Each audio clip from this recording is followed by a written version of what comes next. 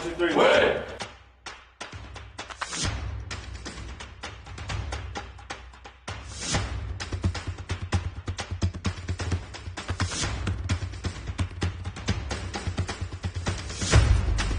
The out.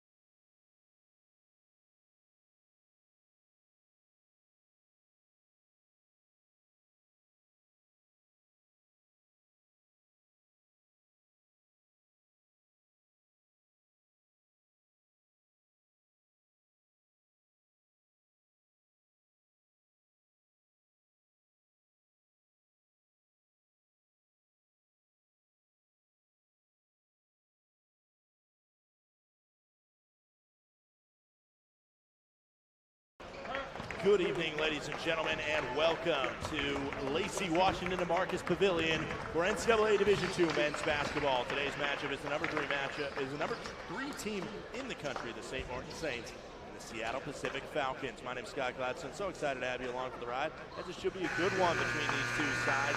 This is the preseason player of the year in the conference, Shaw Anderson, one of the best scorers in the country, going up against a very, very good all-around St. Martin squad. We will send you courtside now for the starting lineups, as we have the national anthem for our women's game, which is game number 1 of doubleheader. So we'll send you courtside now for that one. And when we come back, we will bring you GNAC basketball, an exciting one from Marcus Pavilion. A 6'1" sophomore,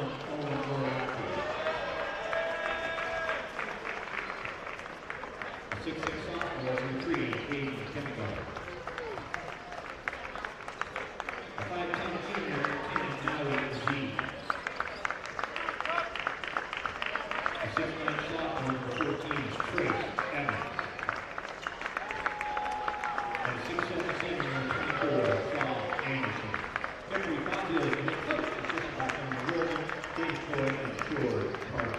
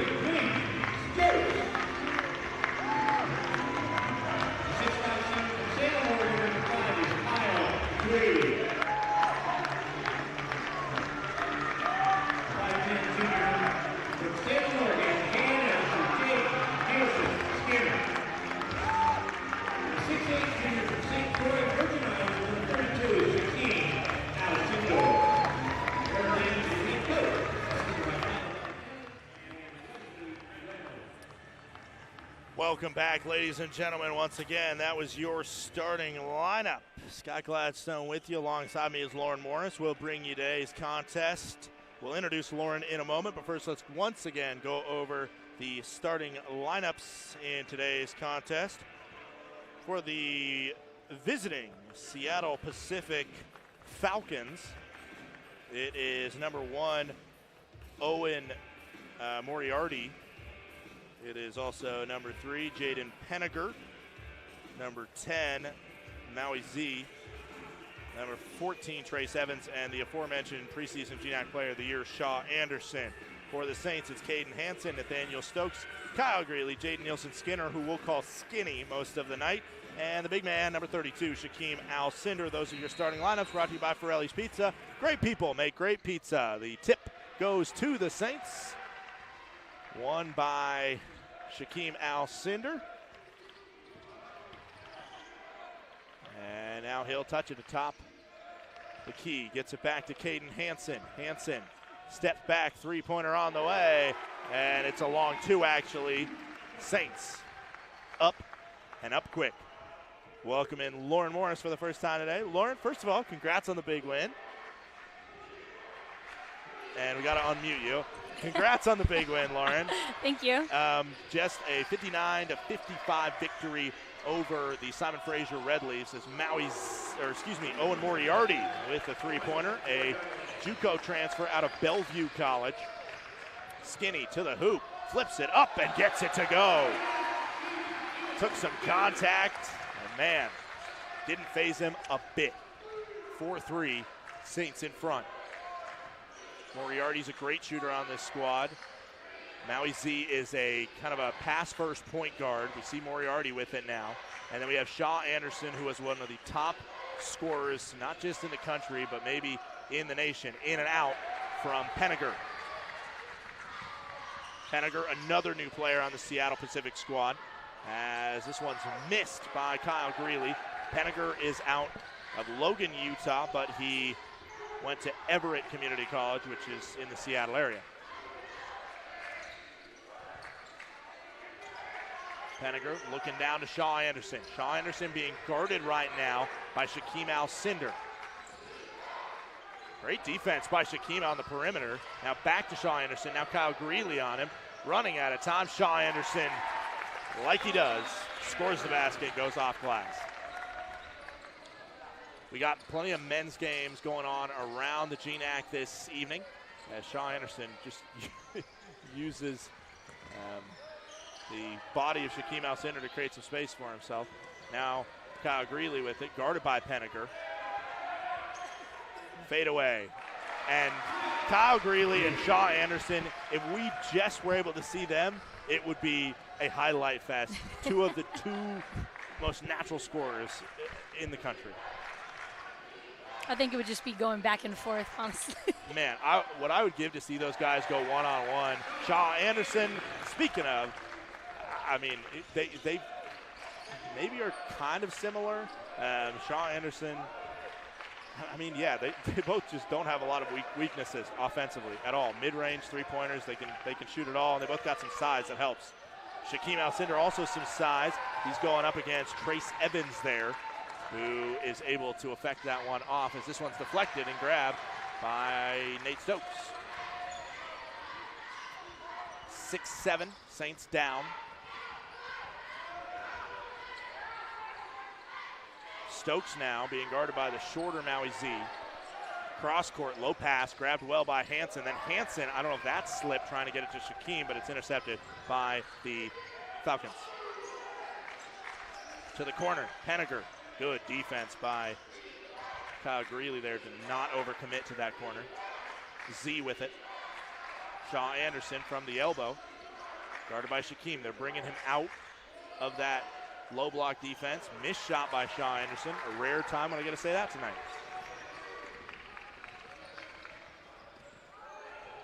Caden Hansen. Ooh, that would have been something. They're going to call a foul on Skinny on that one. It looked, if that was football, it would have been pass interference on Seattle Pacific because Skinny had a handle on that ball, but they are going to ding Skinny for the foul instead. I mean, we had a couple of those tonight. Our referees, I mean, they were letting us play a little bit, so it got a little chippy down towards the end. You hear the film. You guys had a very low-scoring first quarter on Thursday, and I compared it to a baseball game. I compared this one to a football game more than you would probably be comfortable with. It was very, very football-themed, which was on brand because the head coach of the St. Martin's women's team is a big Packers fan, and they're just getting their Packers game underway. Missed shot. Rebound, Hansen. Hansen now looking to the corner. Tyke Thompson is checked into the game for the first time. Long shot, long two by Kyle Greeley, and he makes it. Saints back in front. This is a weekend where we've seen upsets already into the Division II landscape. Last night, the #1 team in the country, the only undefeated, the last remaining, I should say, undefeated, became undefeated no more. That was the Minnesota State Mankato Mavericks, who were down by Minot State in North Dakota last night. Turnaround, no good. Offensive rebound to the Australian Trace Evans. Shuffled his feet under the basket. Some scoring, some Kyle Greeley's points, some Shaw Anderson points. If you're expecting anything different, you've tuned into the wrong broadcast. We are taking a quick break. It's 8-7. Saints in front, 15:09 to go in the first half.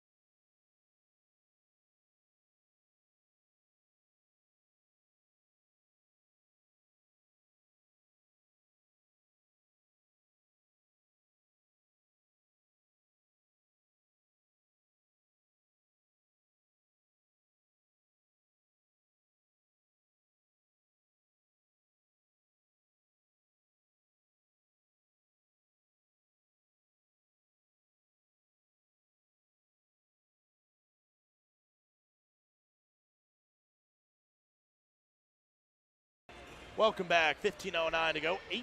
8-7 is the score line here as the St. Martin Saints with the ball.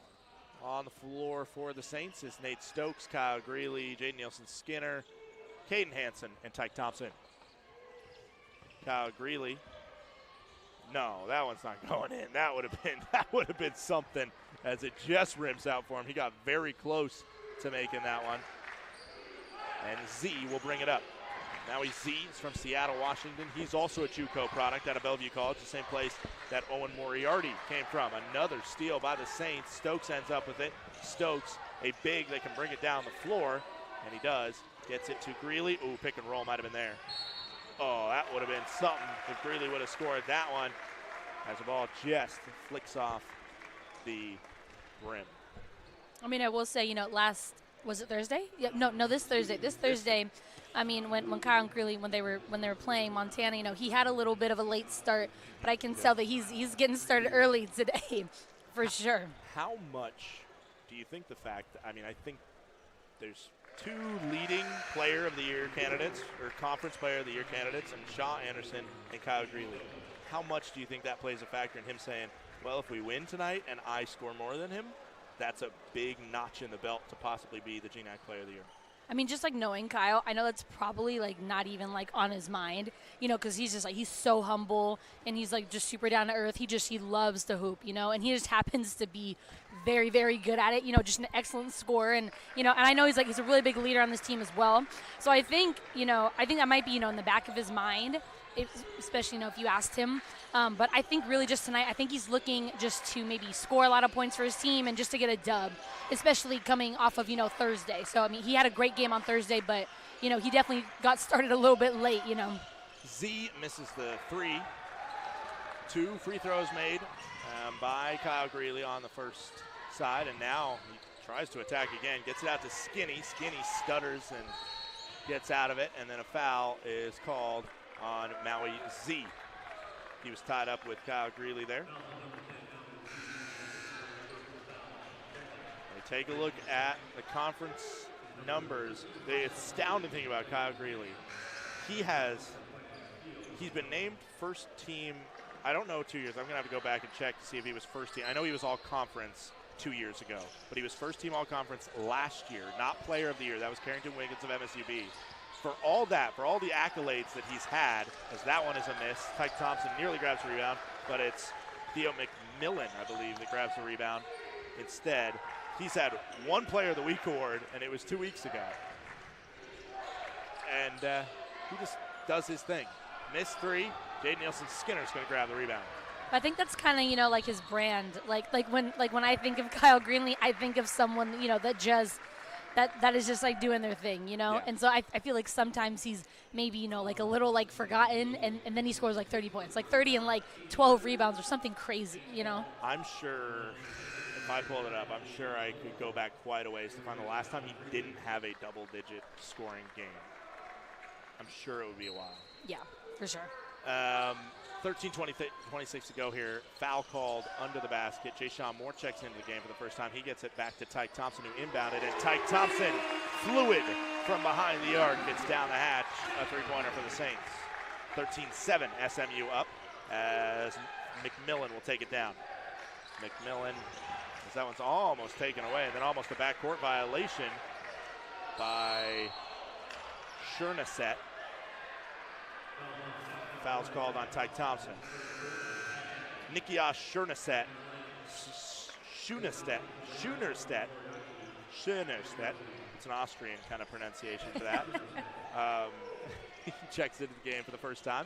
He is from Vienna, Austria, capital city of the European country. Back to Shaw Anderson with the ball now. Three-pointer on the way. That ball goes right back to Lutonen, who gets it. He misses it. Rebound, Tyke Thompson. Thompson will bring it up. Miles Samuels with some space in front of him. Samuels goes into kind of the post move. Then a fadeaway, just rims off. Rebound, McMillan. McMillan, a freshman from Camas, Washington.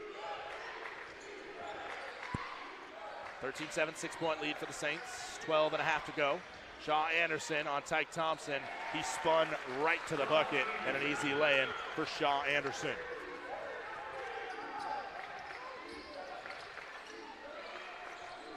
Miles Samuels with it. Now to Tyke Thompson, guarded by McMillan. He spins, count it, and the foul. They got the mismatch with McMillan, the 6'2 guard, on the 6'8 Tyke Thompson. And like candy from a baby, he makes that and one. Pretty simple.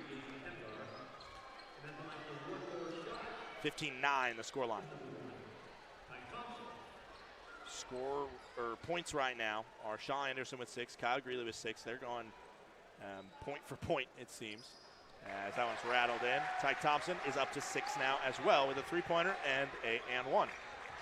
No just regular baskets for Tyke Thompson, right? 16-9 scoreline.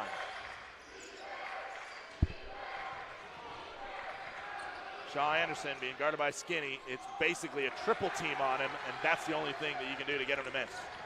Skinny in the corner. Thought about going to the basket, guarded by Penniker. Cross court to Marcel Evans, a spot-up shooter for the Saints, and so clean from three-point land. Marcel Evans, don't give him an inch behind the arc.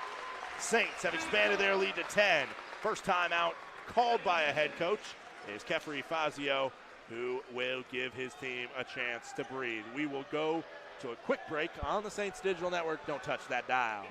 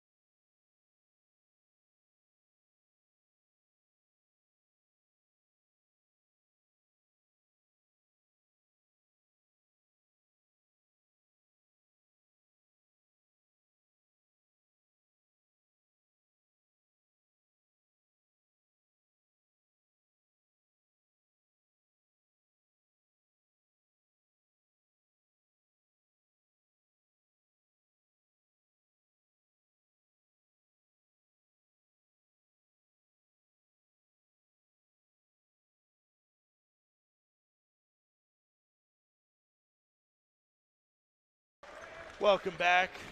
19-9 the scoreline. St. Martin's is leading Seattle Pacific University here every game. They're going to get the best shot from whoever they're matching up with, as this one is taken away by the Saints. Skinny turns it up court. Oh my God, he's so fun to watch as a floor general, Jaden Nielsen Skinner. It's like a quarterback roaming out of the pocket just with his eyes up all the time. Three-pointer by Skinny. Also, he can do that. Jaden Nielsen Skinner for 3.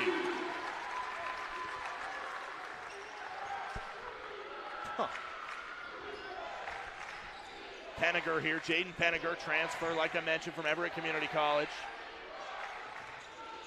The second basket of the game against Western Oregon on Thursday in a big win for SPU. They were up 2-0. Was a poster, as another interception was thrown. It was a poster by Penniger over Cameron Benzel, one of the best players on Western Oregon's squad. And it was absolutely just the slamma-jamma, every epitome of the word, or the phrase slamma-jamma. Ball out of bounds. It is Z to bring it up. If you get a chance, go to that Western Oregon stream and just, it's 2-0. Look at the SPU possession. Holy smokes. This ball taken away by the Saints again. They have forced 6 turnovers already. Marcel Stevens in and out and in.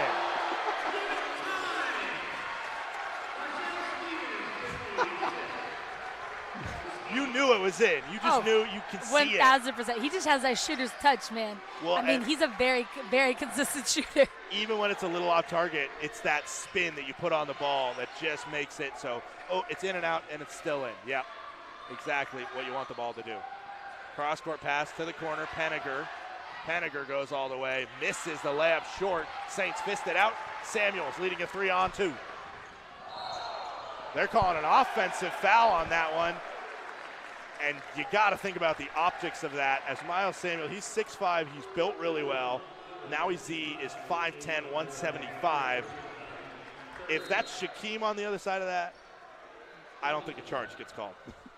But also, I mean, he wasn't said he was moving. Yes. You know, like he's in the process. He's like in the air, process of moving. I had one of those tonight also. So you did, yeah. You really truck stick somebody. That was. I was trying to put her on a poster, Sky. That's what I was trying to do. Yeah, you're trying to lift off, and I think there might be a dent in the floor from how hard you sent her into the ground. Foul called against the Saints now. We're looking at a possible final down in Monmouth, which means the Saints are not going to not going to come in sole possession of first place, as MSU Billings is up 8 on Western Oregon. It looks like they're going to take down the Wolves. So it looks like Billings will stay with one loss in GNAC play. Saints and Billings, the only two teams with one loss. That shot's long. Kyle Greeley, the rebound. In about three-pointer, up and down.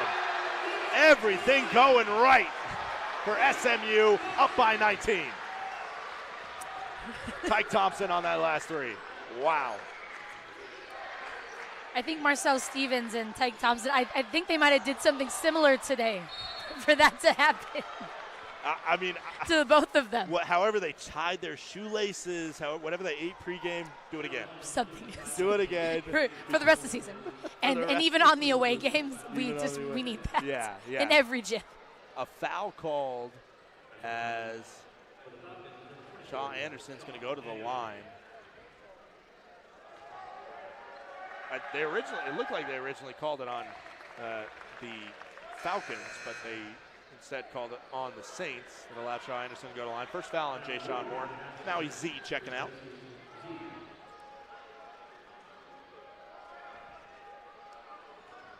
(28-10). This SPU squad is one of the best offensive teams in the GNAC, so they're not going to go away easy. They can score a flurry of points in quick succession, as it looks like they're out in sort of the Saints type zone. Stevens, he's going to try again. No. Marcel Stevens from deep. 20-point Saints lead. I think he was due, for another game like this. Well, you got this guy coming off the bench for you. This Saints team is so deep. Moriarty, step back, rims out. And that's a shot that would have fallen for the Saints, I feel, the way things are going. No, it's a heat check, long two. It was a 2, so that's probably why he didn't make it. Out of bounds, off of Shaw Anderson. Wow. Marcel Stevens, he can hurt you in a hurry. Tyke Thompson can hurt you in a hurry. Those two have 18 combined points on 6 of 7 shooting. 5 of those 6 made buckets were threes. The other made bucket, it was a Tyke Thompson and one. Well, Saints, they're up 20. We'll take a quick break on the Saints Digital Network.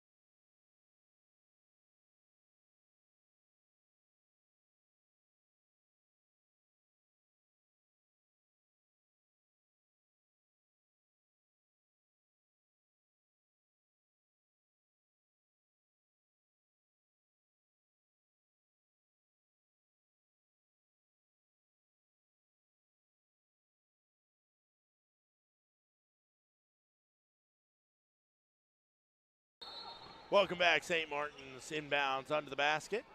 Play drawn up that gets the ball to Tyke Thompson. Guarded by Trey Sevens. No, guarded by Shaw Anderson. Count it, and the foul. I said, Tyke Thompson, Marcel Stevens, they rarely scored.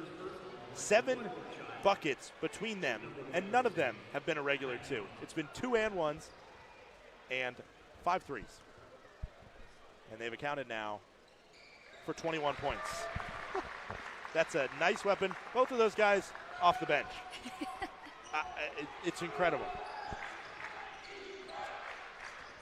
But I think, I think this is what makes the St. Martin's team just so, unique, So there's not that many teams, in the GNAC where they have about like almost five or 4 dudes that are coming off the bench, and they're putting up numbers like this, It's incredible.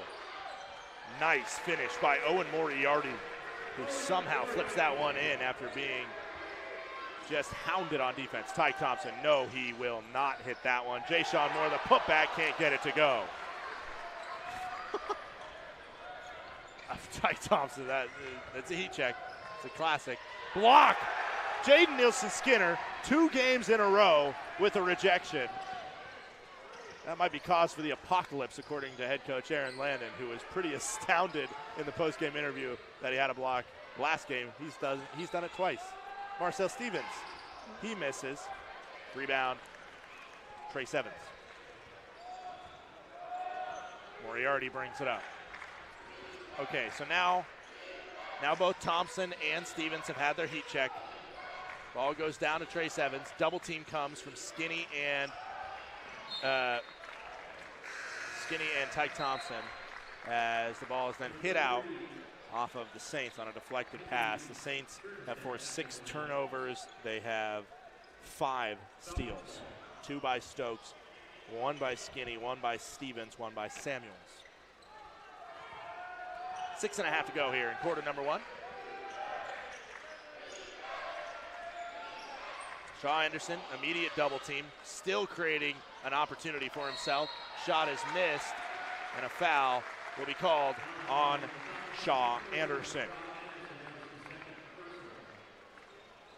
Final score, MSUB defeats Western Oregon 69-60. So the number 1A, 1B, whatever order it is, with the St. Martin Saints and the Montana State Billings Yellow Jackets, they will, at the very least, the Saints will not pass them in the GNAC standings.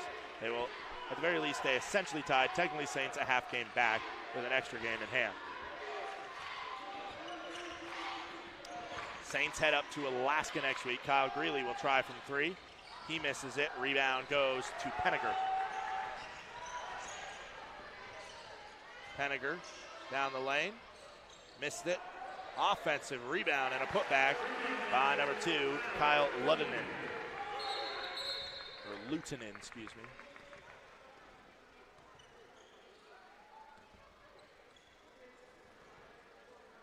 I don't know what we had there. Some sort of maybe hold up with the shot clock. We're all good now. 34-15 scoreline. Saints will inbound to Jaden Nielsen-Skinner. Other games going on around GNAC men's basketball tonight. Northwest Nazarene taking down Central Washington as Skinny tried to will that one into the basket. It's still going around. Skinny gets it back. Skinny now from the short corner gets it to Tyke Thompson. Thompson pulls up. Oh, I don't know how a foul isn't called on that one. They're going to call a foul on Penninger for slipping on the box out and kind of undercutting Skinny, I'm assuming. Yeah, it will go on Penninger. That's what happened. Head coach Jeffrey Fazio is in disagreement with it. 1-1. It was actually the box out of Marcel Stevens that they called the foul on. First free throw's missed. Saints have gone a long time without putting a bucket in. They've played good defense and they built a 20-point lead, but it feels like they've had a little bit of an offensive drought. Scoreless in 2.5 minutes. Kyle Greeley ready for the double team. As soon as Shaw Anderson would have turned this back to basket. And a foul is going to be called on Tyke Thompson, which was an ill-advised foul. as Ludinen was trying from practically the first row of the student section to make a three. Ludinen on the season, he is a 40% three-point shooter, but a 55% free throw shooter. I never get that. Missed it. I don't get it when you shoot three-pointers like it's your job and then you can't make the free throw. It's closer, right? Doesn't translate to me. Well, when I think of free throws, I just kind of think of them as like free shots. You know, like I did all the work. Like I got hit in the face, I got pushed down, something happened. So I might as well just make this very easy on myself and just make these. Well, and let me say, ladies and gentlemen, Lauren is speaking from experience. It's one thing to say that. Lauren has missed one free throw this season, and I believe about 15 attempts. So she knows what she's talking about with free throws. I just want to give you your cred where it's due there. Thank you. Knocked down 2 clutch ones at the end of the women's game just before this. And, yeah, no, that's what I always say. They're free. It's in the name. They're free. Still blows my mind constantly as right there, Lutinen, the three-point shooter for this Seattle Pacific squad, goes 1 of 3 from the line, so maybe the foul on him for 3 wasn't the most ill-advised thing you've ever seen. Hook shot from Shaquem, and he goes right over the top of Schoenerstedt for the hook shot.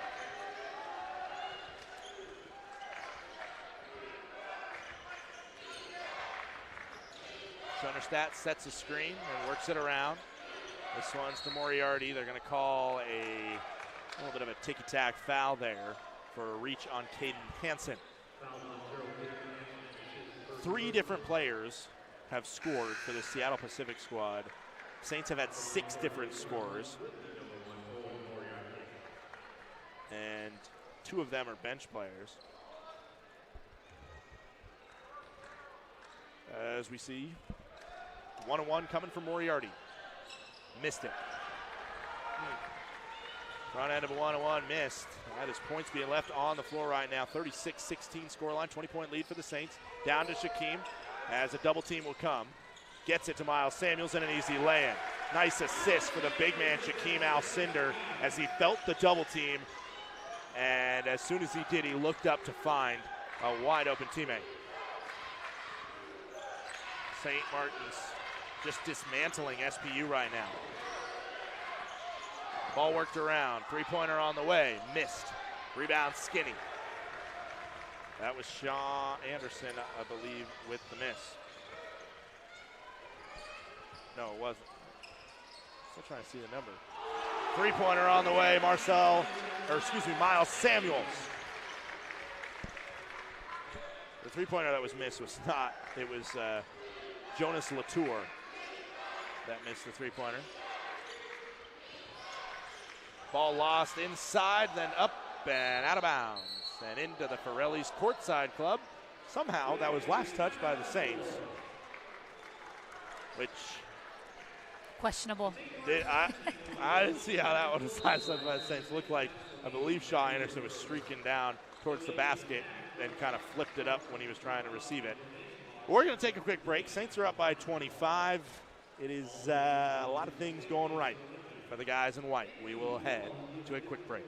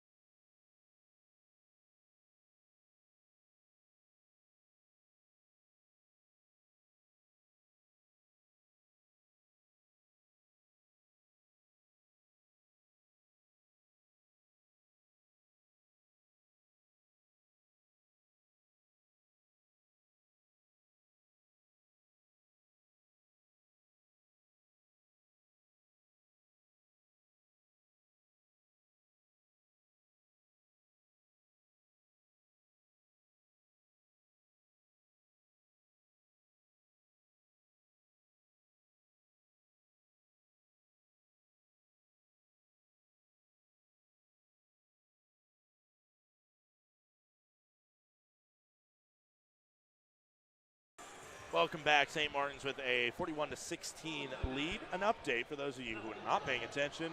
Like I was engrossed in the really good women's basketball game we had earlier. I didn't even check the score once of the Ravens-Texans game in the NFL divisional round. Ravens clobbered Houston 34-10. Right now the 49ers have a 4-point lead, 7-3 on the Packers in Santa Clara. In and out. Is this something with that rim? Is that rim just really not digging the Falcons right now? Ooh, Greeley wanted to shoot that one. Gets it to Hansen instead. St. Martin's side of the hoop has been all forgiving. While we look at the other side, as they're going to call a walk-on, Shaquem. The Falcons side has been all but forgiving down there. A lot of close shots that have rimmed off for them. That's been one of the storylines in this game, but at some point, you got to think skill has something to do with it. Can't be luck for the entirety of the half. Ball down under, but a foul is called first. Did they say 14 was fouled? Trace Evans was kind of all alone down there. I don't know who fouled him unless they pushed him to be open. They pushed him from behind to make him more wide open. Seems like a backfiring attempt there. He'll go to the line to shoot two. Or shoot 1-on-1, actually. And he'll miss it. Hansen just took that one away from Jonas Latour. Three-pointer. Cash, money, Kyle Greeley. This is, I've seen some very good halves of basketball from the St. Martin's men's basketball team. This might be one of, if not the best. And that's with the refs clearly looking for the foul calls against them. And Aaron Landon, just a deflated body position there, saying, I know we're up by 28, but, you know, you got to give these guys a chance to play. Your quick math, I'm always just astonished by it. I will tell you that. Because I could not look up there and say that was 28, but I would not be able to do that at all. It's the thing that, for those that don't know, I broadcast baseball in the summer. Much more easier. That's not correct grammar. Foul, Miles Samuels will go to the line. It's much easier to do baseball math because it's usually like 3-6. Okay, it's a 3-run lead. Basketball math, getting into it, I'm like, oh, now we're getting into the 40s here. We're getting into the 50s. Yeah, it takes a second, but I'm in full season mode. We're all over it. I'm aspiring to be like you, for sure, Mr. Scott Gladstone. I'm for sure. You know, listen. This is. I took one math class in college because I had to, and it was one of my least favorite classes. But hey, if it helped me be able to say the Saints are up by 29, now 30, a little bit easier, then I'll take it. It's a 30-point lead for the Saints, 46-16. That's arithmetic. We'll be right back on the Saints Digital Network.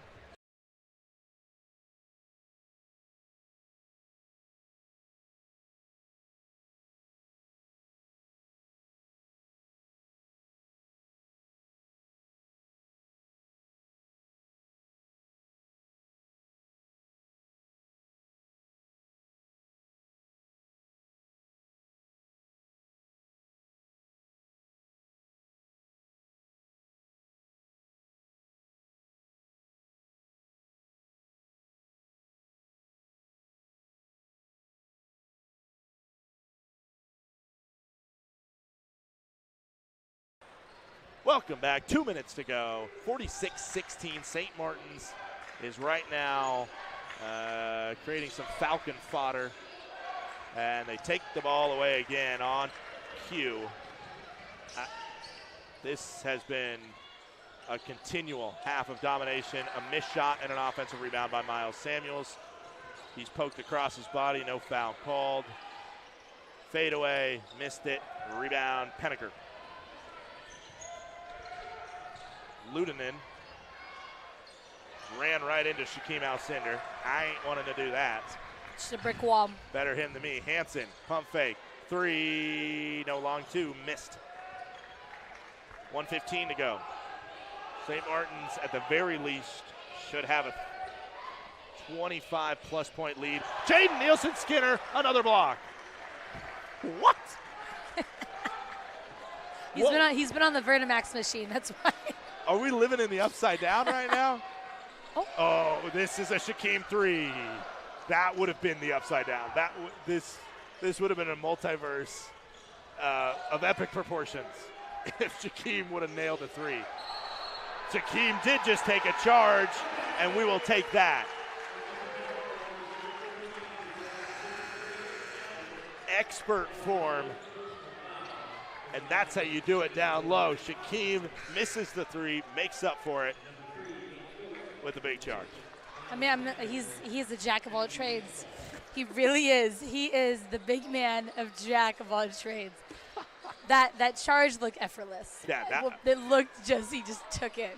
I really wanted that 3 for him. I really wanted that. If he would have hit the 3 and then taken a charge, done deal. Sub him out of the game, get him up here to do the post game right away. Because that would have been the hat trick. The Shaquem hat trick. I don't even know what the anti-Shaquem hat trick in a sense is a 3, a charge, and then him throwing an alley-oop. That's what I want to see. Caden Hansen for 3, missed, rebound, Saints. Tyke Thompson down low to Kyle Greeley, spin, pop, so easy. 32 points, Saints on top of the Falcons.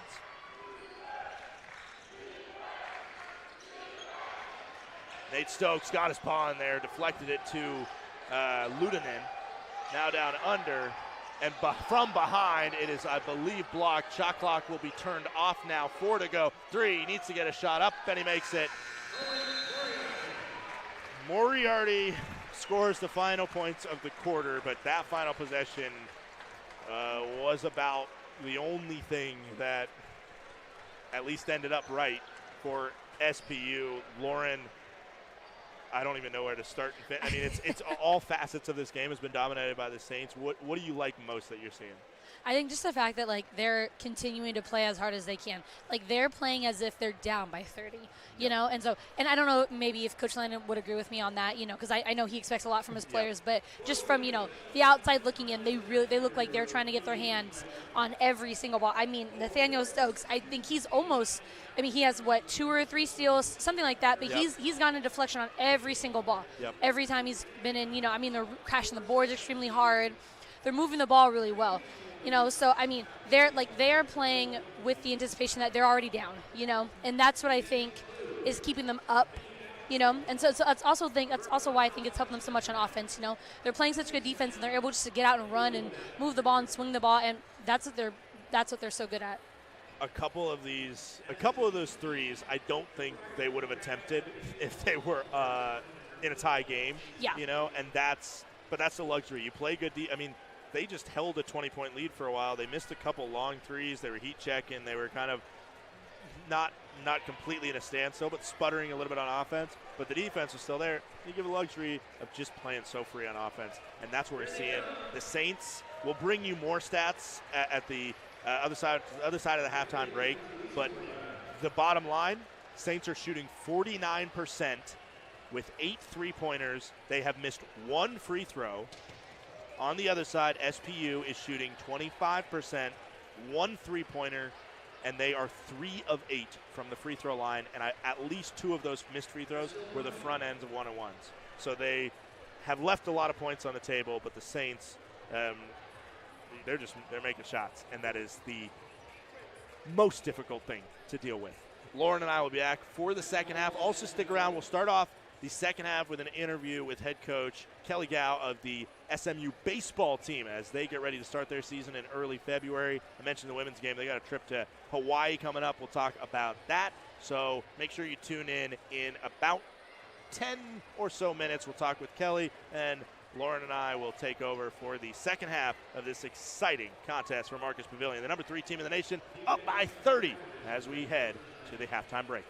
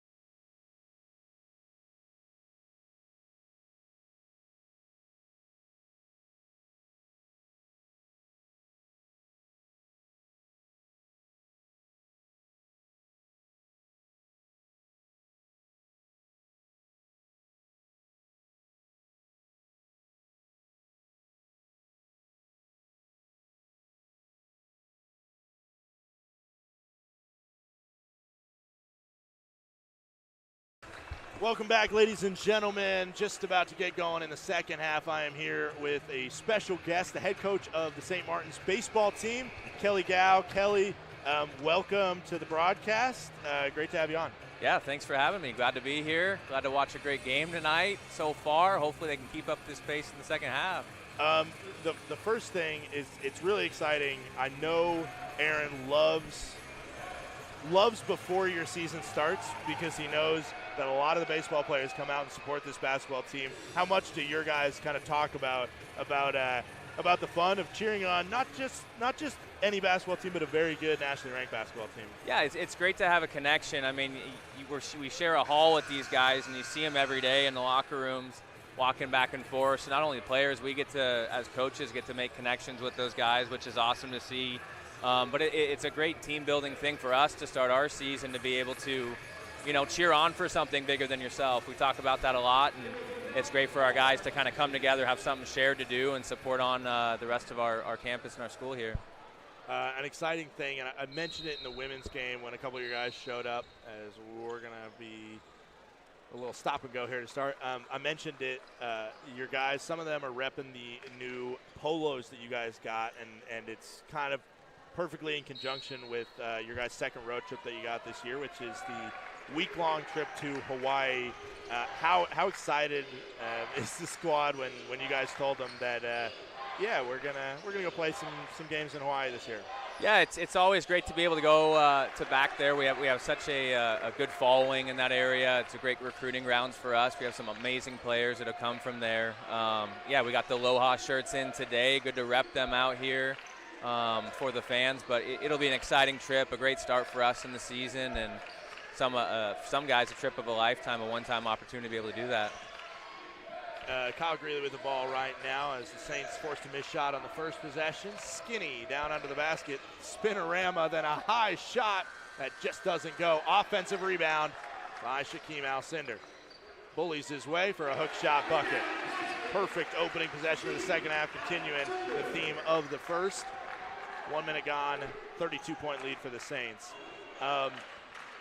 Talk a little bit more about kind of the dynamics of this team. Like, I think the college experience is great because you get exposed to a lot of new things, and like the halftime show at Thursday, I don't know if you were here, as there's a shot in and out, rebound by Evans. That three-pointer's missed, rebound to Stokes. The halftime show was the Hawaii Club and the Hana, I forget the name of the club, or I'm not going to pronounce it correct. Huiohe Hawaii, I believe. But they gave the halftime show on Thursday. And so you see a lot of cool things like that, but at the same time, there's a lot of community on your team. I know you have a big contingent of players from Hawaii. How cool is it for you to kind of be this cool ground of learning through sports? Yeah, it's been such a phenomenal area for us. The people that we've been able to meet out there, the amount of support that we get in a lot of different areas there, the families, the people, the communities beyond there have been great for us. So to be able to give back, we've taken our team to some of the Hawaii Club events and stuff like that. It's a great piece of our school, not only within our baseball team, but our school does a great job at representing that culture in that area in a bunch of different ways. And it was great to see them out here on Thursday and doing the big dance and show. It really got the crowd fired up and carried us into that second half of that game to get that big win against Billings. The foul is called on the floor there against Stokes. Shaw Anderson for three here, and he makes it. 50-21 the scoreline. Shaw Anderson up to 11 points, equal with Kyle Greeley. In terms of your team, in terms of the personnel of the baseball team, do you know who the best basketball player on the baseball team is? Yeah, we got a freshman, Jake Shoemaker from the Tri-Cities, and we had a couple basketball events with our team to end fall, and he really lit it up. Cole Hatton might think that he's the baller, but Mr. Shoemaker really came out and balled out in the morning. A little fun activity with our team, but it's always good to see them compete in other sports, and they can have their glory days back when they played at multiple sports in high school and get to show off a little bit. Caden Hansen with the bucket for the Saints, 52-21 scoreline. Yeah, it's always Three-pointer on the way, short, rebounded back to Penninger. Now a chance on the far side, rattled home by Moriarty.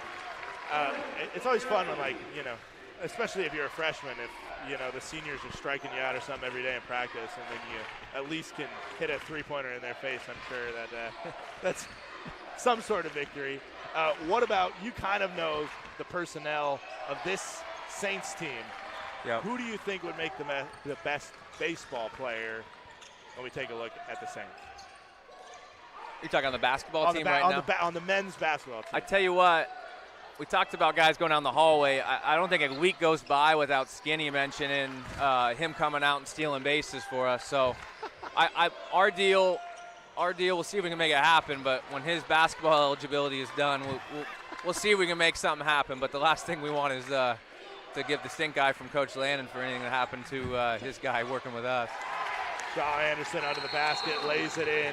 Timeout, the Saints. We'll stay with you through the timeout here. I also don't know, there was a pass that he had down the court on, I think, last Saturday. It was like the perfect second baseman on a 6-4-3 double play. Like, he got the ball and just his shoulders were like making the pass as he received it. It was incredible. Talk about St. Martin's as a school. You've been the head coach here for a few years now. What do you think makes this school unique? They should choose a school like St. Martin's? I think it's the school size. I mean, from a lot of different reasons why it's such an advantage to be at a school that has a smaller enrollment. We know everyone. I mean, within our teams are able to engage with each other a lot and be able to do things together and cheer each other on when we go to different sporting events, which is awesome to see. But also in the classroom setting, I mean, you get that direct attention with the professor on a daily basis, and our guys really thrive in that environment to be able to get that extra help, and they want it from the baseball side too, to get that individualized instruction from a daily basis. We work really hard at that. So the size can be a huge advantage for us, and that camaraderie within our teams is an awesome piece. I mean, you see with the crowd here, with the amount of student athletes from other sports out here, and filling up our student section. That's a big bulk of them, our student athletes cheering on this team. We just had the softball team introduced out on the court. The baseball team, the final media timeout, they'll be let out on the court to show off some of those Hawaiian T-shirts, those Hawaiian polos. They're pretty fresh. They're certainly loud. You guys will stick out in the airport when you're traveling with those. Oh, yeah. You won't lose any of your players, that's for sure. The Great Northwest Athletic Conference, the GNAC. Obviously, every sport kind of has its own what the conference kind of means. As Stokes fires for three, cashes it down, 55-25, 30-point lead. Obviously, a definition across all sports is travel. There's the long travel. As a foul is called, Shaw Anderson will go to the line as Stokes took a pop to the face there, I believe. But when you think about the GNAC, because this will be my last question to you, when you think about the GNAC, what do you think kind of the MO, what makes this conference a really fun conference to compete in for a lot of different sports? Yeah, I think it's the home and home. I mean, we have a chance to play each team 8 times within a year, so you really get to know your opponents pretty well. And on a weekend, playing 4 games, as well as the back end of the year when you're playing that second series, you really know who's who. So everyone does a good job at being able to make adjustments from game to game or series to series, but also the guys get to know the other teammates. So it creates some rivalries. Something happened earlier in the year, whether good or bad, and that can sometimes carry over and drive you in motivation and for those other games. So we have good camaraderie within our coaching group, and we've all been around for quite a while now within there. So it's really tight competition. It's kind of dog eat dog out there, and we're all hoping that we can be that team that sticks out this year. And I think we have a group that is experienced, is mature, with some great incoming pieces that are being nurtured on by our great leadership and our coaching staff that are hopefully going to turn some heads for us this year. So we're really excited to get going. It's 12 days away from first pitch in San Diego, and we're chomping at the bit to see what we got. Hopefully the weather will be phenomenal down there, and us back home watching the live stream of it will live vicariously through you and your team. Kelly Gow, the head coach of the St. Martin's baseball team. Thank you very much, Coach, for joining me on the broadcast. And good luck as the season starts. Thank you. Appreciate me having me. Go Saints. We'll take a quick break on the Saints Digital Network.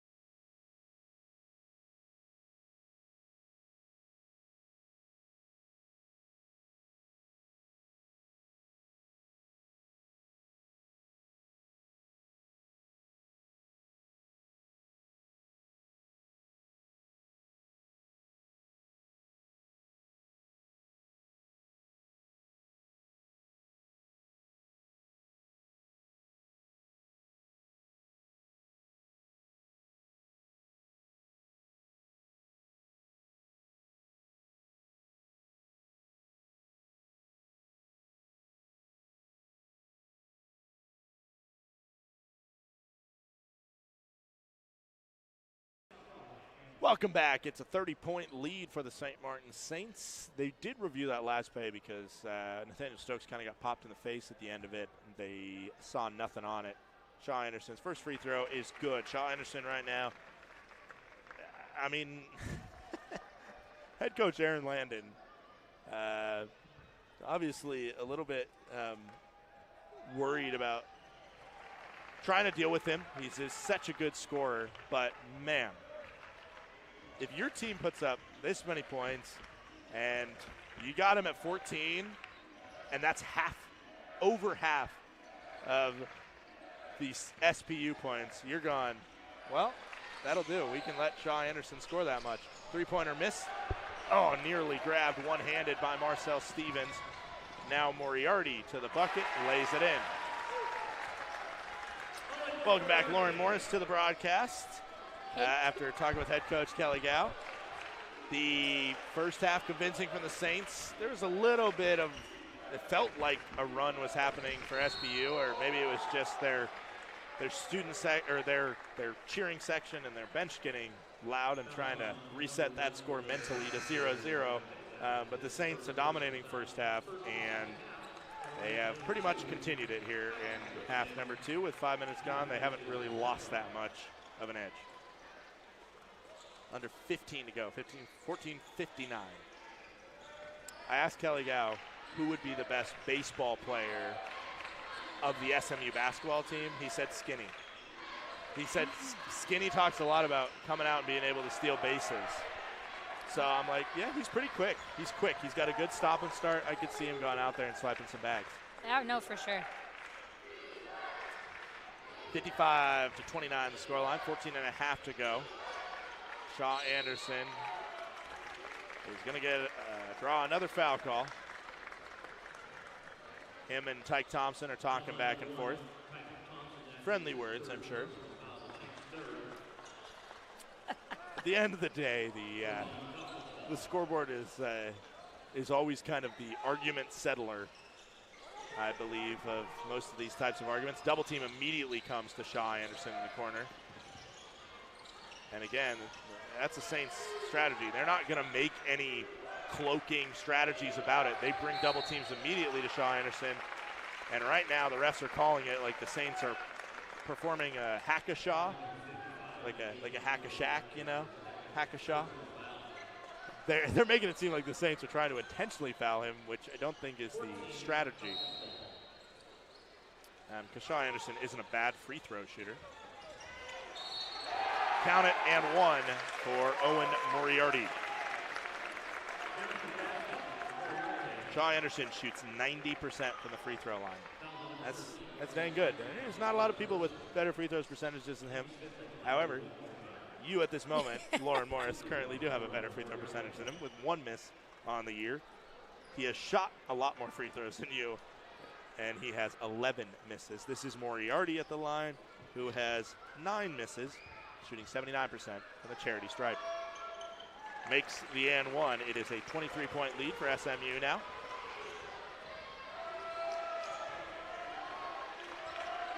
Skinny brings it up. Saints are more than happy to slow it down a little bit, especially every time they're on defense. It seems like a foul's getting called on them.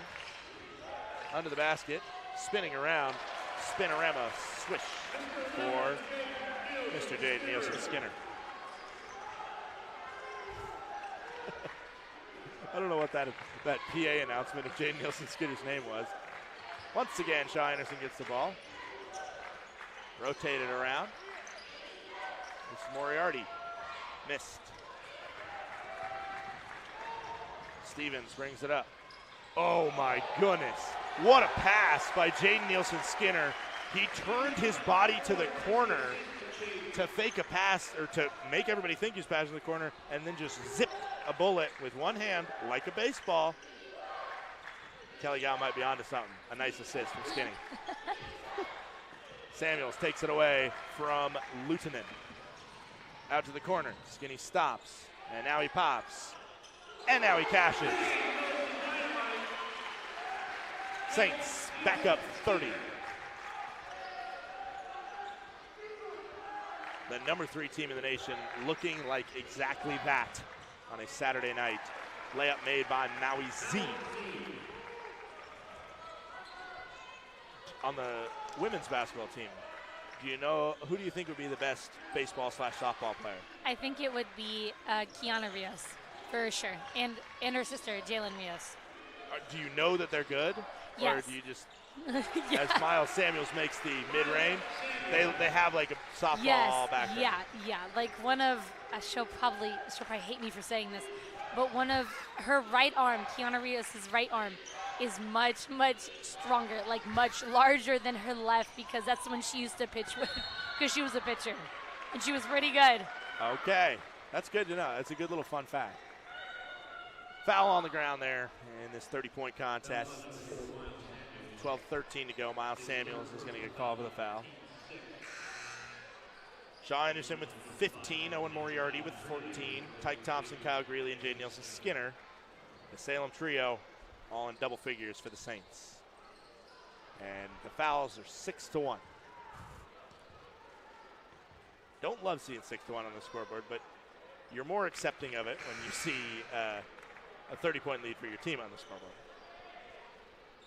Still, I'm sure head coach Aaron Lennon, just like you talked about in the first half with the Saints playing like they were down 30, I'm sure. Do you coach down 30? In the sense of, do you get in the ref's ear like you're getting a foul called on you, like you're down 30? Do you chew the ref out and say, we really needed you to not call that? Probably not. I mean, I think. Pick your battle. I think, yeah. Like, I think it just kind of like depends, So, because, you want to, like, what is the word that I'm looking for? Diplomatic. Yeah. So, you want to show your players, that you also, are trying to do your best, you're trying to like fight for them. So even if you guys are up like more than 30 or, 20 points. Miles Samuels makes another bucket there. I'm seeing Miles Samuels a couple times make some pull-up buckets, and he's kind of got a little Brandon Bunn in him, in the sense of like he's good dribbling moves to create some space, making the shot, and then letting them know it a little bit. Not enough to get dinged with a technical or anything like that, but make a shot with a hand in your face and don't be quiet about it, right? Yeah, well, and especially because, I think on Thursday, I think he was struggling a little bit, Yeah.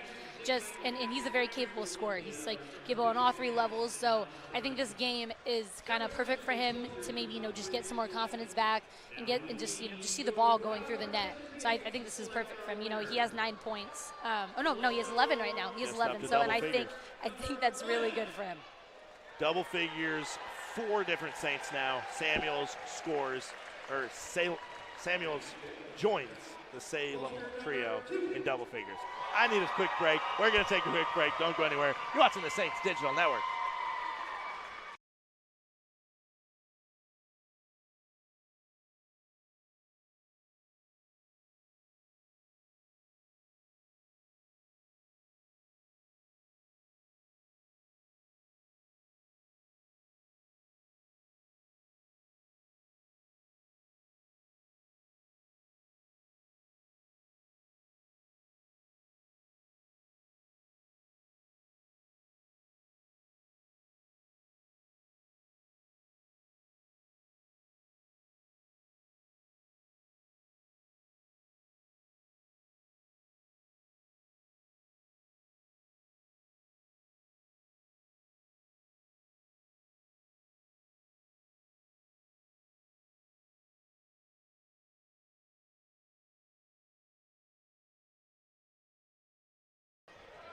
Shaw Anderson back to the free throw line.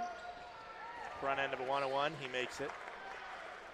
We will see how many points Shaw Anderson scores, but I'm sure there should be some claim for an asterisk if the majority of them are coming at the free throw line.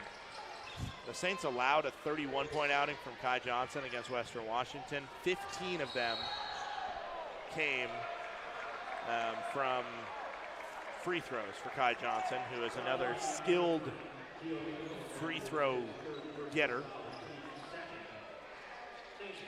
The Western Washington Vikings lead the GNAC in free throws attempted per game, and a lot of them come from Kai Johnson. Greeley with it. Miles Samuels. Foul called. Okay, well, now we're going to get into a point. This is 11:24 to go, and we got a team in the bonus. And now the Saints, of course, rightfully so, they're going to argue for a lot of foul calls to go the other way. And in a 30-point game, 29 right now, it's not necessary. We don't need to spend this game at the free throw line. Samuels knocks down the first. Saints back up 30.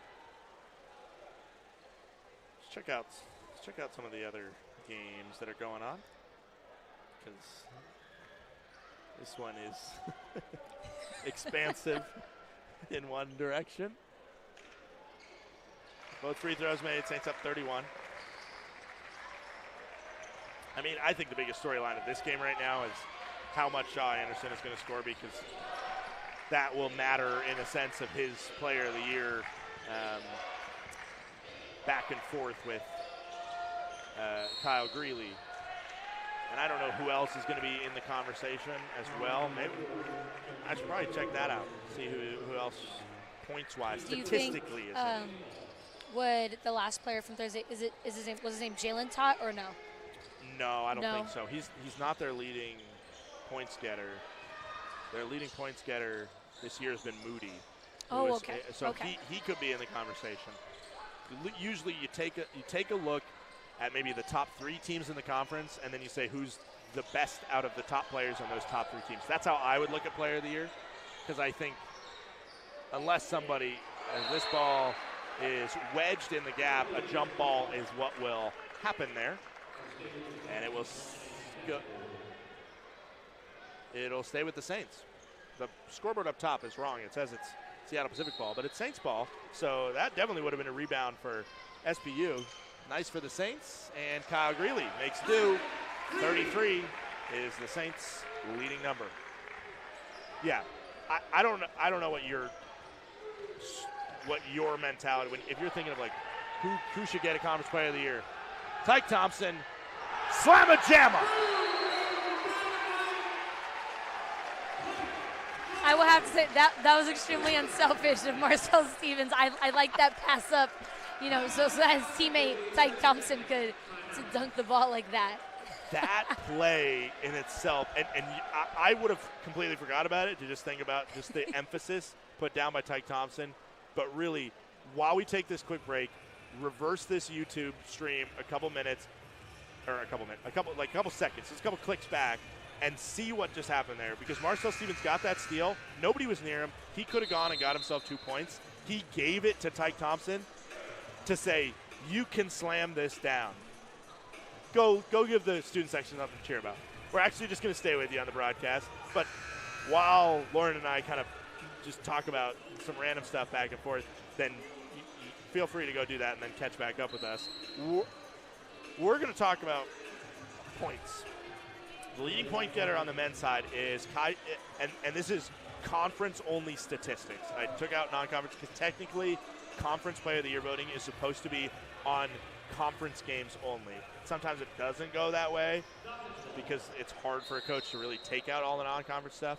But conference scoring, Kai Johnson leads the conference. He is the point guard shooting guard for Western Washington. He has 22 points per game. Shaw Anderson, who we're seeing in front of us, has 18 points per game. Kyle Greeley has 17.5. And then Jalen Tott, who you just mentioned, has 17.1, laid in by Trace Evans.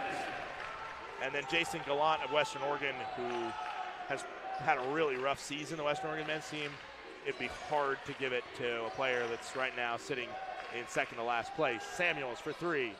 Missed it. Z just sent Stevens to the deck. No foul called. And a quick foul called when Stevens has a collision with Z.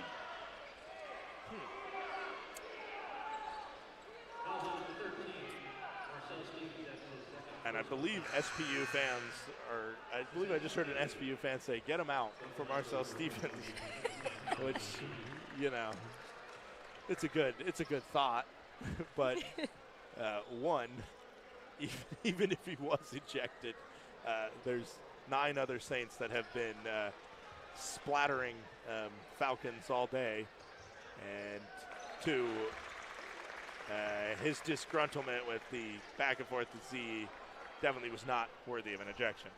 No, not at all. All right, so in a long-winded way to get there, as Trace Evans just lost the ball, got it back, smacked it across Tyke Thompson's face on accident, and then laid it in. Give the assist to Tyke Thompson's nose. Still a 30-point lead for SMU. Stevens almost had that lay, and that would have been good for him after having a little back and forth over the top. Now down the lane, running out of room and traveling is number 22, Kobe Elsman. Yeah, I mean, I think to me it comes down right now, the big three is Kai Johnson, Shaw Anderson, Kyle Greeley for Player of the Year. Maybe Jalen Tott is in that mix as well because MSUB is so good. And in conference action, he's been their best player. Moody played really good in non-conference action. Okay. So that's just something to look at. We're only a third of the way through the conference schedule, though. So let's not get too crazy. Things can happen. Lots of things can happen. And but at the end of the day, I think in a lot of cases, it should be the best player on the team that wins as well. This time Stevens goes to the bucket and lays it in. He shows he ain't just a spot-up shooter. He can just slice and dice you if you're asking for it. Well, I think, I think also it just kind of shows the versatility that, he could be a shooting guard and play a little bit of point guard too, if it's necessary. Jayshawn Moore gets the steal, smartly holds up the offense, gets it to Stokes. Everybody but Kyle Greeley on the floor right now. No, actually, Stokes started as well. So 3 bench players, 2 starters on the floor. Gets it to Greeley. Greeley tries for 3. Greeley from downtown. 35-point St. Martin's lead. And for those of you, and even coaches watching back film, that I'm sure are listening to me talk about Player of the Year in a game a third of the way through the season are probably a little bit rolling your eyes, but at the same time, if it comes down as this should be a jump ball. Yes, it is. Jump ball earned. It will stay with the Falcons. I was scared for a second. I thought it was going to be a foul. You're somebody that plays hard when you play on the court, and if the Saints get something like that's a play that I see you making, and when you get a ball in front of you, you grab it, and you're allowed to do that. And the perfectly executed call is called. Saints up 77-42, under 8 minutes to go. We'll take a quick break on the Saints Digital Network.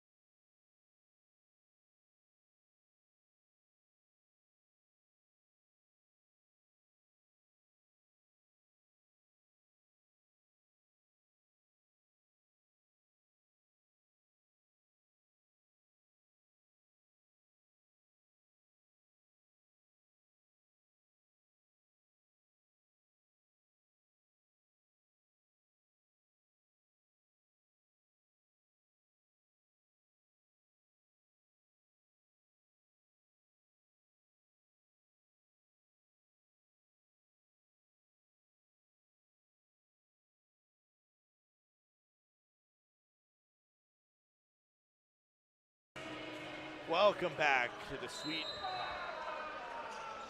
pipes of Neil Diamond singing Sweet Caroline.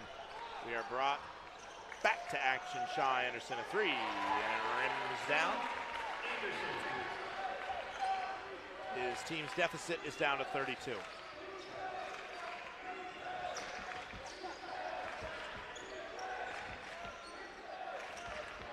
$77-45. Like I was saying right before the halftime, I was just saying, for those rolling their eyes at me talking about player of the year, a third of the way through the schedule, I think if it does come down to Kyle Greeley and Shaw Anderson, this is a game that you look at to kind of say, what is the tiebreaker? Put back by Shaquem, Saints back up by 34. I feel like now I'm overly saying the difference in the score now because you pointed out my quick arithmetic skills. Trace Evans dribbles into a double. Shaw Anderson is going to get a foul call. Let's look at some other statistical leaders around the GNAC. Leading rebounder is Samad Hector of Central Washington, Cameron Benzel in second, Daniel Moody, and Kyle Greeley tied for third. That's another number you might look at when thinking about players of the years. Kyle Greeley in GNAC games is averaging 17.5 points and 8 rebounds. First free throw is made by Shaw Anderson. He's going to have 3 rebounds to shoot. I'm looking for Anderson. He is 12th in rebounding in the conference. I mean, that's still pretty good. That's pretty good. Yeah, yeah. Kai Johnson, who is the leading point getter in the conference, he is 25th in rebounding. So all 3 of those players, you see, they are key players for their team. They do a lot, and they don't just score. As they're all in the top 25 in rebounding as well as 1, 2, 3 in scoring.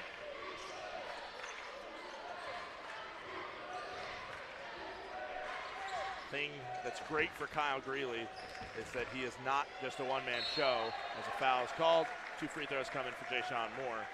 He has so many weapons around him.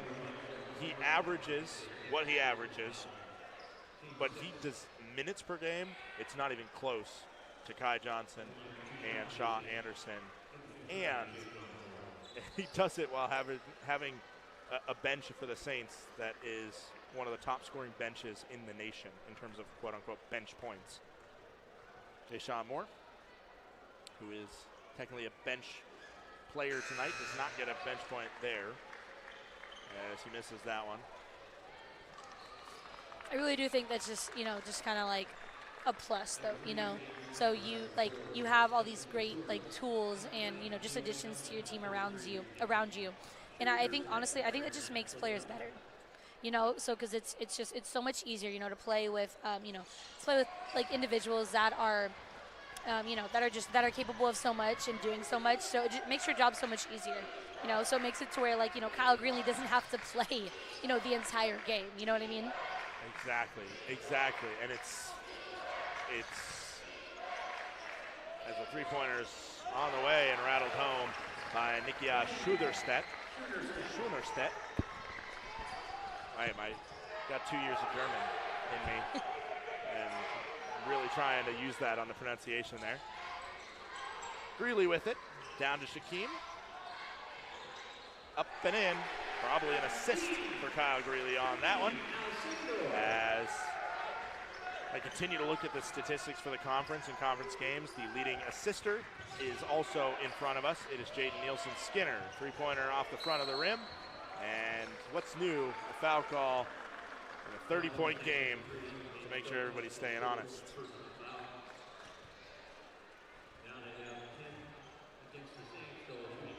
Double bonus coming in here.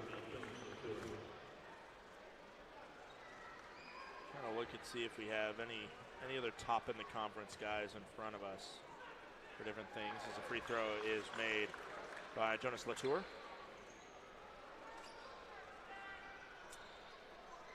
Yeah, minutes played. Shaw Anderson is 4th in the conference. Kai Johnson is 5th. There is one player on SMU that is in the top 10. It is not Kyle Greeley. It is Jaden Nielsen-Skinner, who is averaging 33.3 minutes per game for the Saints. So that's kind of an update. And also could be a difference if you talk about points per minute, as we see a nice hook shot scored by Shaquem Alcindor. That's another kind of differentiating thing that Kyle Greeley has over the other top players in the conference.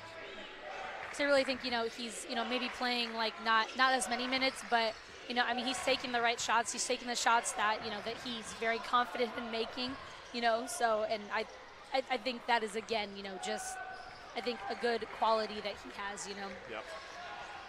Taking care of possessions is a reason why he is the leading scorer on what is ranked right now the number 3 team in the country.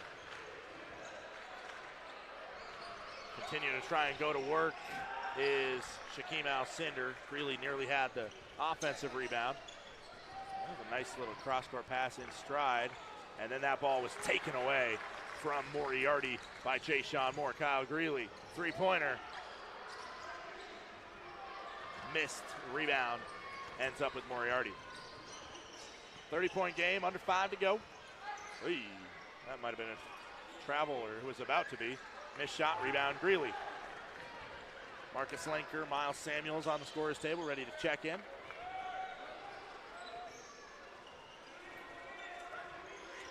I invite you to stay around at the conclusion of this one, as Marcel Stevens tries to fire one from deep, missed it. And I believe, I didn't hear what an SBU fan said below me, but they chirped him to some extent. It's just, I'd bite the tongue down 30, personally. And, I don't know if there's any SBU fans watching at this point to maybe, advise that to the fan base. But, man,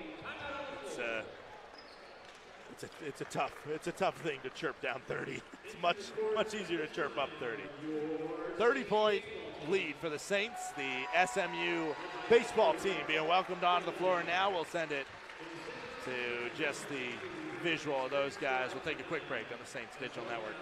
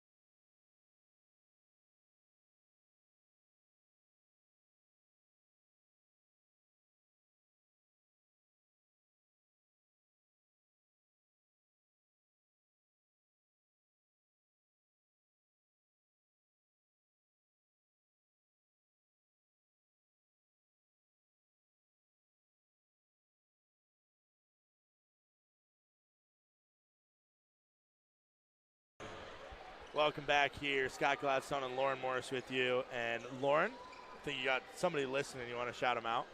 Hi, Dad. Hi. I'm glad. I just wanted to say hi, and I'm glad that we won. I know you're excited about that. So yeah.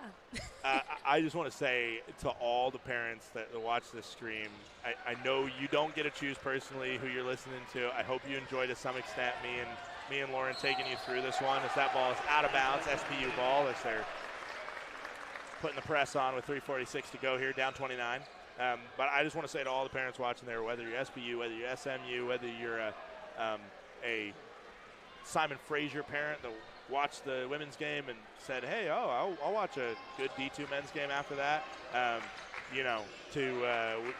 We appreciate your support. St. Martin's does, and the GNAC does, and I know as that ball's out of bounds off Marcel Stevens, his toe is just over the line. We appreciate you tuning in and being a great parent, and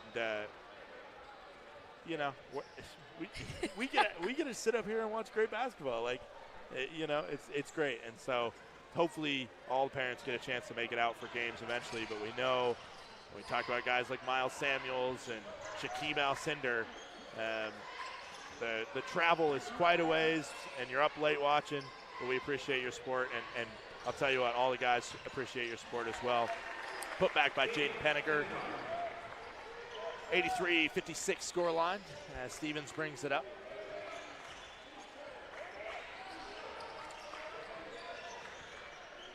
Going to take, we talked about some of the individual leaders in the conference, but we'll take a look at the conference standings now as there's a foul called.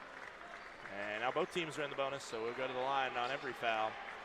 The standings in the standings in the 2023-2024 GNAC men's basketball season right now, MSU Billings and St. Martin's are both essentially super adjacent in the standings. They are sitting atop everybody else. Northwest Nazarene in second. Seattle Pacific is in fourth as it stands, as the first free throw is made by Samuels with 2:58 to go. Seattle Pacific will likely, a lot of things could happen, but down right now by, that one's missed rebound, down right now by 28. It would take quite an effort. Three-pointer on the way from Schoenerstadt, missed. Offensive rebound missed. Another offensive rebound. And Schoenerstadt to Penniger. Penniger made it. As they are down by 25 right now, Seattle Pacific will likely drop to 4-4, which will put them dead even with Alaska Anchorage, Central Washington, and Western Washington, who are all 500 in conference play. However, a lot of them are playing right now. That one is taken away from Shaquem Alcindor. Schoenerstadt, now a nice pump fake. And then back to Schoenerstadt. This is the best ball movement that we've seen all day as a three-pointer is made. It is a 22-point game, and Marcel Stevens will walk down the floor, heading to the free throw line after being grabbed on the arm. 2:07 to go.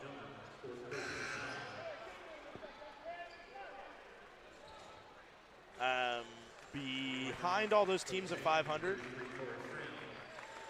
it is Alaska, Simon Fraser, and Western Oregon. All of their men's team have one win in conference play. Marcel Stevens will shoot the front end of a 1-on-1. Misses it. Corey Schramm has checked in for the first time today as Aaron Landon doesn't seem all too concerned about a possible Falcon comeback. Schramm is such a long player in the post there. Penniger, I don't know where this three-point shooting was for all of this game, but he's cut it to a 19-point game. And really, I think what this late little surge is going to do as Linker gets down low, gets it out to Samuels. Samuels to Stevens, wide open for three. Missed it. Rebound goes to Elsner. I think what this late little surge is going to do, to draw it under 20, even though it was 30 most of the game. Penniger has hit another three. And it's been a 30-point game this whole day. And now it's to 16. I don't have a script for how to come back down 30 with under 3 minutes to go. But this would be quite it. Yeah. I mean, hit a bunch of threes quickly. Yeah. But I mean, this is kind of like the story of basketball, you know? Like, that's what I will say, is that, like, it goes, like, up and down, and you have people like, what is his name, who just hit all those threes? Penniger. Yeah, Penniger. I mean, he didn't hit any of those threes earlier in the game, but he just now hit 4 in a row. So, and I mean, I'm like thinking, because maybe like, the score difference right now, he's probably thinking like, I might as well. Like, I might as well just put up these shots, if they go in, they go in. If they don't, they don't, Yeah, well, the frustrating thing is, like, we talked about how good defense and some early scoring led the Saints to be able to kind of shoot with that freedom and say, oh, we're up 30. Like, let's take these shots. And a lot of them were falling. And it almost seems as if the point where it was like, okay, we can definitely say it's over now, then that's when Penniger said, well, it's definitely over now. I don't have to play the offense.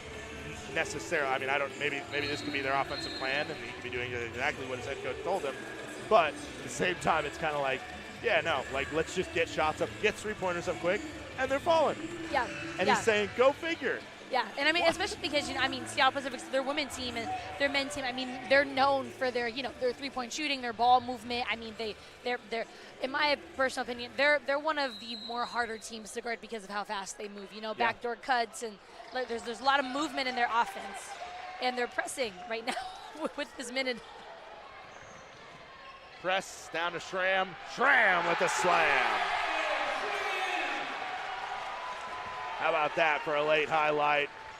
Nail might be in the coffin as Pennegar. No! This is ridiculous.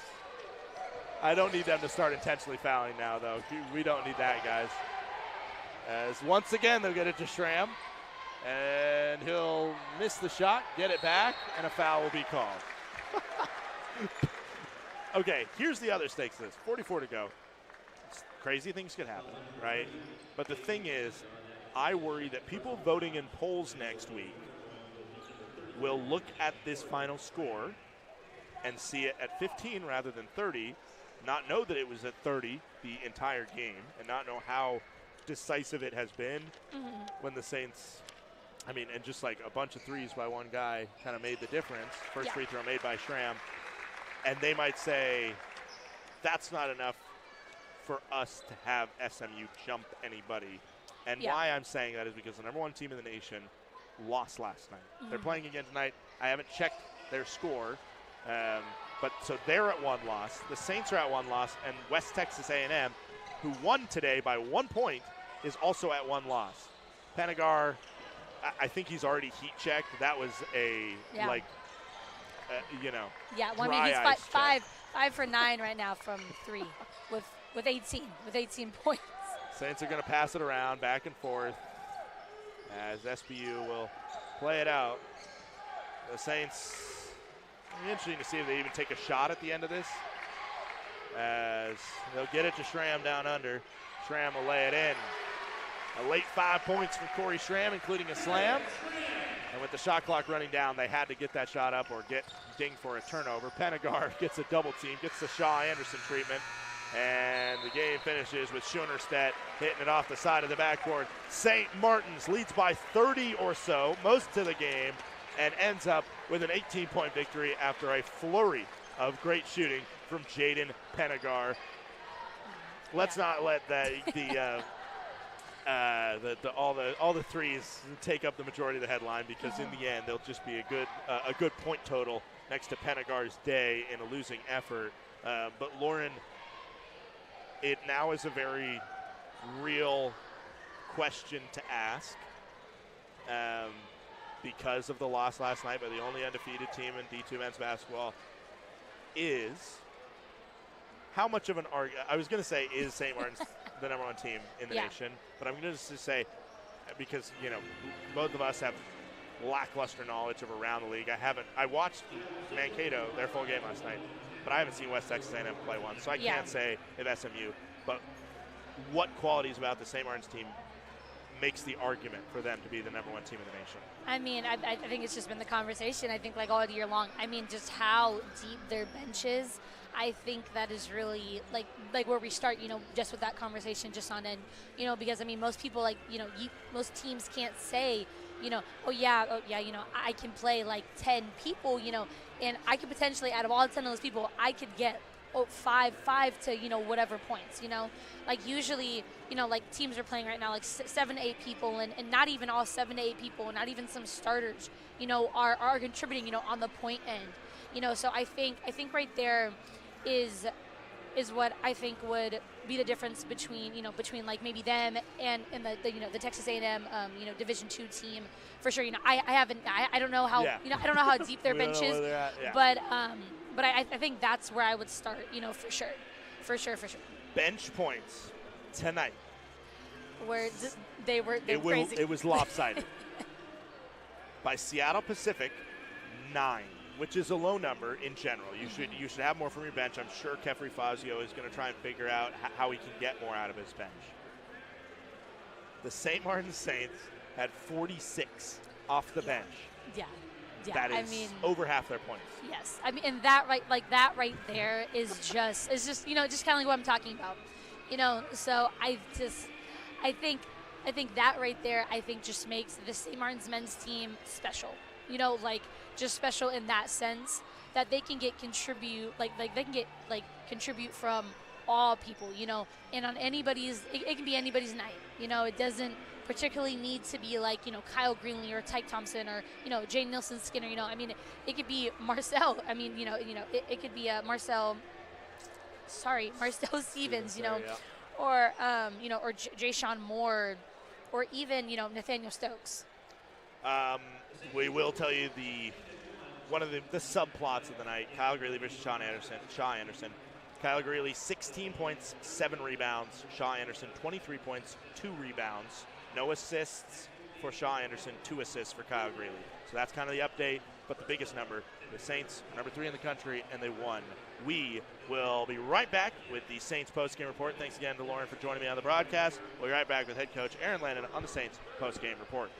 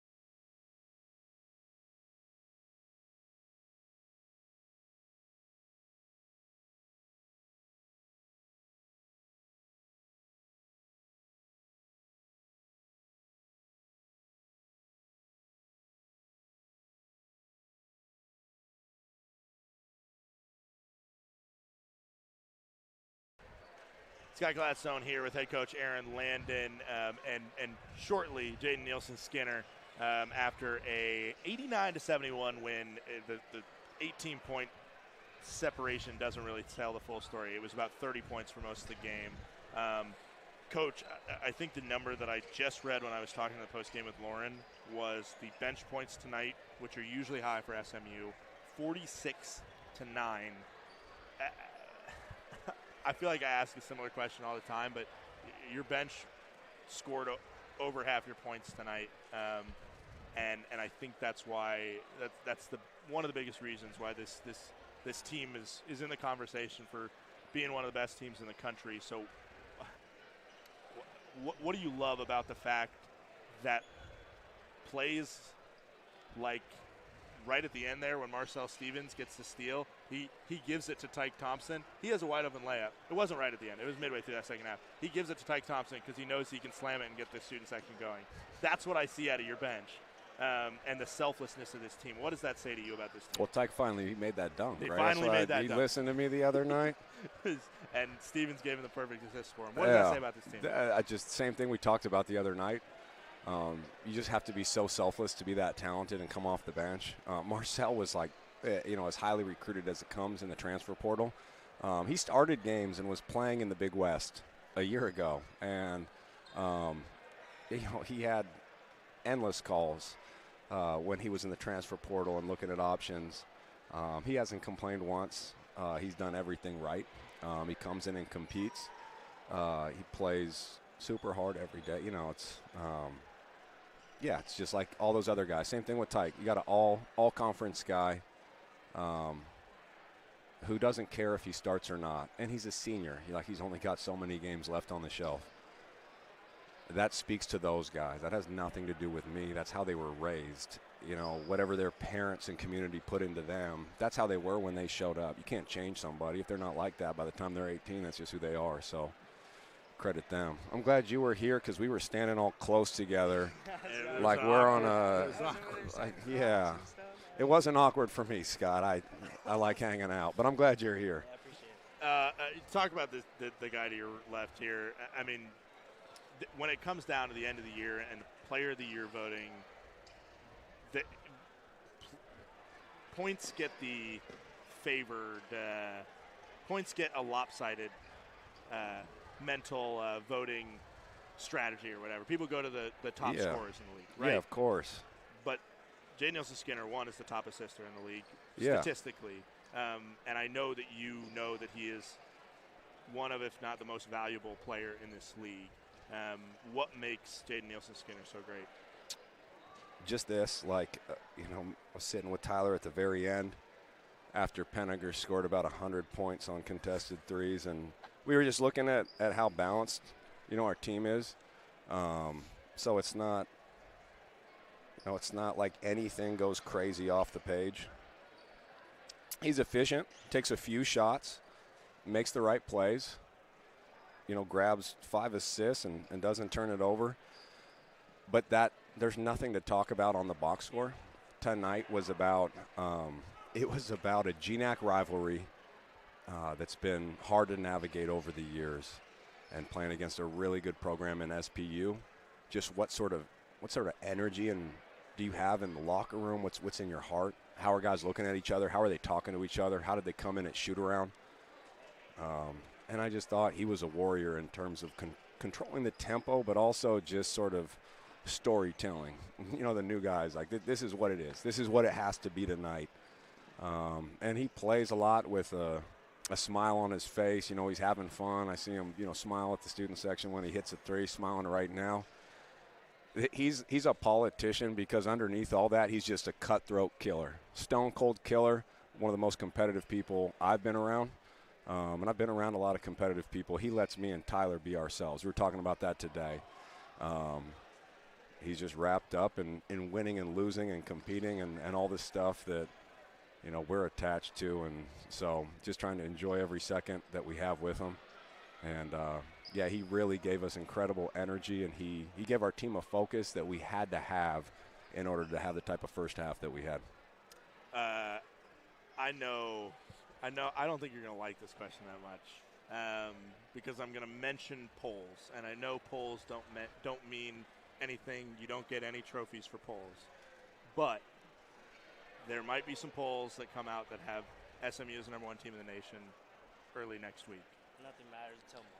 Yeah, and I mean, these guys, now the only thing that really matters come Monday is are my 49ers still playing football? Debo Samuel went out tonight with an injury. He will not return. Is that serious? Or I'm you just so serious. I just saw it on my phone. Did you, as a Seahawks fan, your team's out, were you happy when that injury happened? Are you the type of sick fan that – yeah, no. I won't speak. No, look at that guy. He's got a 9 Dog sweatshirt on. Yeah. We weren't selling those. I think his kid. Who? Kid's friend, Caden. Huh. I think. You guys were just giving those away. Yeah, that's great. Sorry, the poll thing. I'm just not saying as a milestone for this program to see your guys be recognized and to see that the entire country has some eyes on Little Lacey, Washington, Little St. Martin's, with 2,000 students playing against, Western Washington that has 30, and these guys every night. What does that mean for an institution, for an athletic department, just in this wide scope, to be able to show that, hey, this is a squad that can do it and still find a way to play as the underdog on nights like this when you're up 30 and you're playing like you're down 30. Yeah, I will say this: whether we're ranked number 1, number 2, number 3, we're talking about the United States here, so it's an incredible accomplishment no matter where we land. When those polls do come out, it's wonderful for the school. We're a small school. Anything that, attracts people to this institution is great. It's good for business. I also think, for me personally, I'm really proud to be coaching in the West region. I'm West Coast born and raised. I grew up in California. I lived in Oregon for 2 years. That's where my family spends all their time. Obviously, we've got a deep connection with these guys to the state of Oregon. And Washington is now my home. So just outside of our school and our program and our guys who I don't genuinely think are wrapped up in it at all, I'm just proud that we get to represent the West Coast and the West region. West region's just got so much history in NCAA D2. I grew up in Davis, California, and UC Davis was a Division II school in the 90s when I was a kid.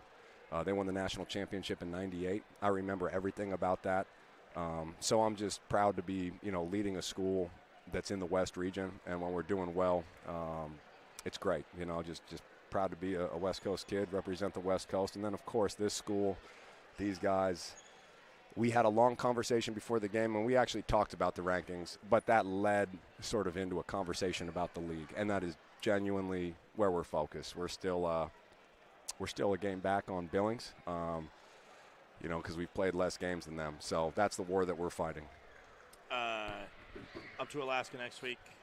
I asked head coach Natalie Marlowe after their win how she was excited for not only the inside the arena, but the outside the weather, outside the arena weather that you get in Alaska. For a rookie head coach like Natalie Marlowe, where you get kind of go with them on that trip, you guys. What's your top advice for the Alaska trip, other than to stock up and watch your True Detective? Yeah, that's what you do on Sunday night. You should ask him, because I love hearing about their experiences. Yeah. You're out there and it's -20 or -30, whatever it's supposed to be. Do you guys know what it is? It's somewhere in there. It's going to be in the I think 20s. it's going to be negative. It's negative for sure. I think it's supposed to be like -25. You look. You just look at each other when you're outside, even if you're just walking to the van, after leaving a practice or a shoot around, and I'll just look at him and wonder, is he okay? Is he going to succumb to the cold? I can, my body, when it's fight or flight right there, I can start burning fat and stuff. This dude has no fat on his body, so he's not built for those temperatures like I am. No, truthfully, you want my honest advice? We start when you're out in Fairbanks. It's terrible, I don't know the name of it, but it's the world's northernmost barbecue. Guy Fieri, yeah, it's fantastic. They got a great menu, but the best item is an appetizer. It's their burnt ends. Their brisket is their best menu item. So their burnt ends appetizer in Fairbanks, it's outstanding. If we can pull off a win, Shogun, there's a Japanese steakhouse. There's not a lot in Fairbanks, but those are two great restaurants for food. When you get into Anchorage, we stay in the Captain Cook, which is an awesome hotel, like real historic. It's kind of frozen in time. It's got that sort of 50s feel, 60s feel. You feel like you're, in like a Mad Men type show. And you go 49th State Brewery. That's the one you guys like, right? I love it.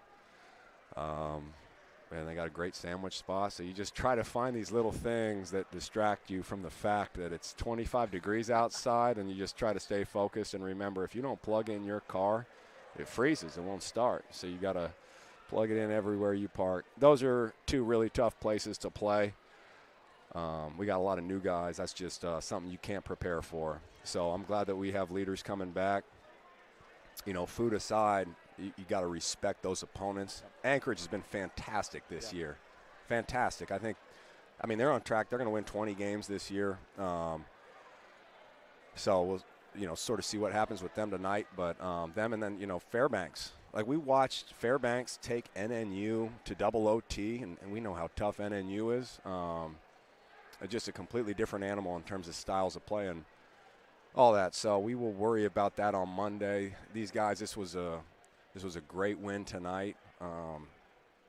These guys showed tonight they know how to get to it when it comes down to playing a great GNAC team on a Saturday night at home.